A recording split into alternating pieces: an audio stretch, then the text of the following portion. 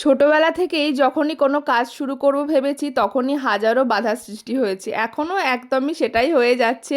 তোমাদের সাথে ভেবেছিলাম ডেলি ব্লগ শেয়ার করব, একদিনও অফ দেবো না মাঝে, কিন্তু কিছু করার নেই, ওই যে বলে না যেটা হওয়া সেটা এমনিতেই হবে।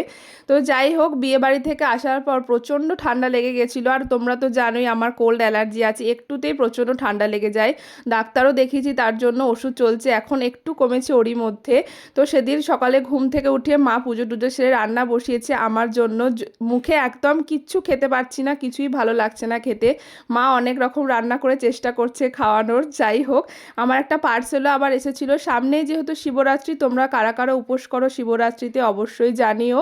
আমার একটা শাড়ি অর্ডার করেছিলাম, সেটাই এসে গেছিলো, খুব ভালো হয়েছে শাড়িটা, প্রথমবার অনলাইন থেকে অর্ডার করেছি।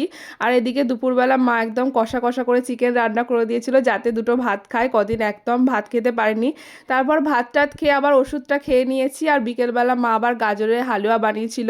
শীতকালে এই প্রথম আমাদের গাজরের হালুয়াটা হলো, আগে হয়েছিল অনেকবার, এবারে আর হয়নি শীতকালে সেমনভাবে।